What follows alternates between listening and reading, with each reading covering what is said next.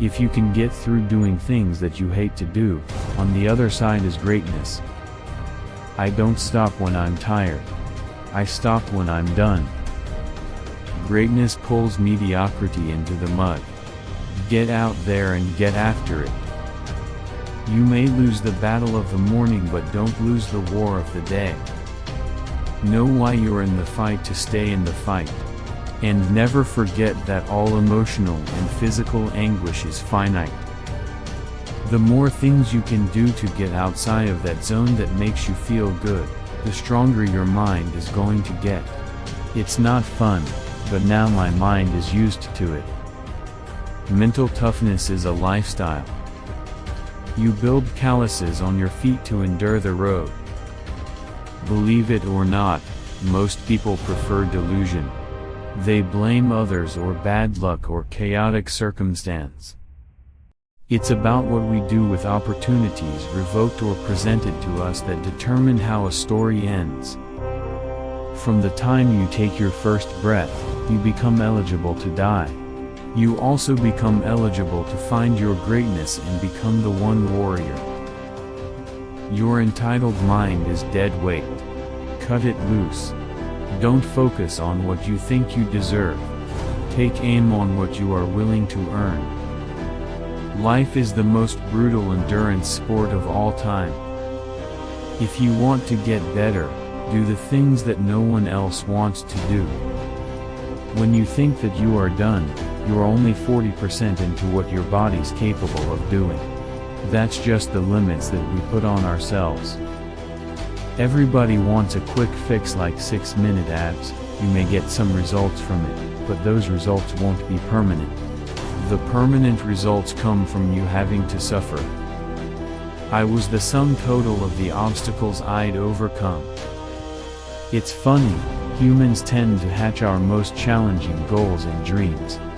The ones that demand our greatest effort yet promise absolutely nothing when we are tucked into our comfort zones.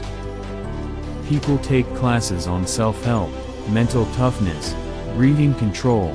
The only way to get tougher is to put yourself in hellacious situations. The most important conversations you'll ever have are the ones you'll have with yourself.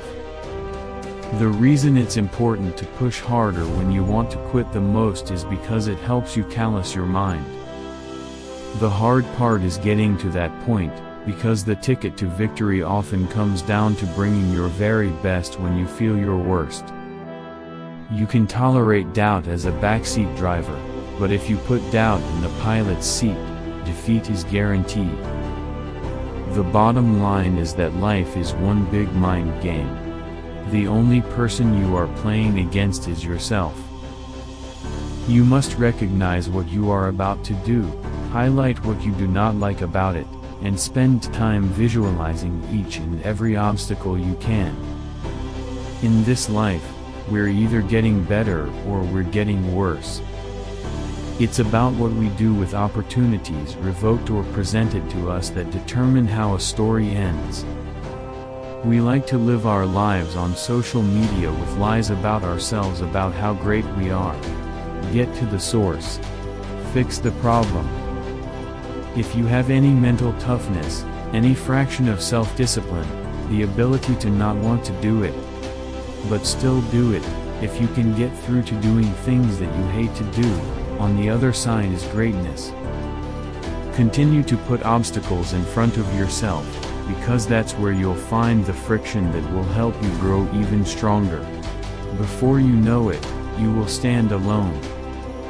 If you're willing to suffer, and I mean suffer, your brain and body once connected together, can do anything. You're not going to find greatness by looking in a book or by listening to me. I may give you the spark, but you've got to go inside yourself to find it.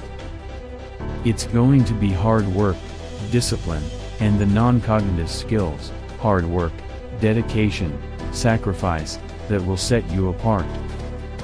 We live in a society where mediocrity is often rewarded. There is no more time to waste.